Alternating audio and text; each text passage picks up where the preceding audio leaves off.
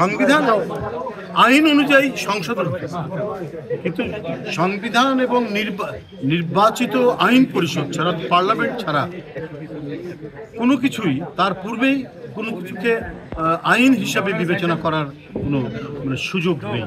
এটা তাহলে আমরা যে আইনের শাসনের জন্য লড়াই করলাম, সেই আইনের শাসন লড়াইয়ের যে স্পিরিট, চেতনাকে এটাকে ব্যাহত করা, এর বাইরে যাওয়া।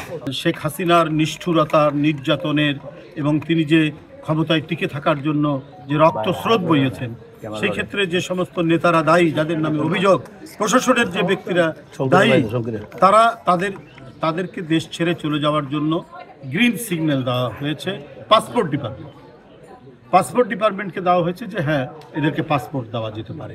কিন্তু এইরকম যাদের অপরাধের অভিযোগ আছে এবং যারা অপরাধী হতে পারেন, তারা তো গ্রিন সিগন্যাল পেতে পারে না প্রশাসনের দিকে।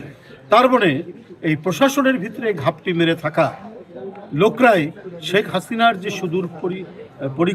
সুদূরপ্রসারী পরিকল্পনা, সেটা বাস্তবায়ন করার জন্যই তারা কাজ করবে, এবং সেই কাজ করার জন্যই তারা নানা ধরনের পরিকল্পনা তারা ভাবছে। আমার বিশ্বাস, জনগণের শক্তির উপর তার বড় কোনো শক্তি নেই। যে জনগণের শক্তিকে অবজ্ঞা করেছে শেখ হাসিনা, তাকে কোনো ক্রমেই সে পাত্তা দেয়নি। আলটিমেটলি তাকে জনগণের শক্তির কাছেই, ছাত্র জনতার আন্দোলনের কাছেই পরাজিত হয়েছে। এখন নতুন করে যতই ষড়যন্ত্র, চক্রান্ত বা একটা মাস্টার প্ল্যানের পরিকল্পনা করা হোক না কেন, এরা পরাজিত হবে এবং এদেশে গণতন্ত্র ফিরবে, অবাধ সুষ্ঠু নির্বাচন হবে।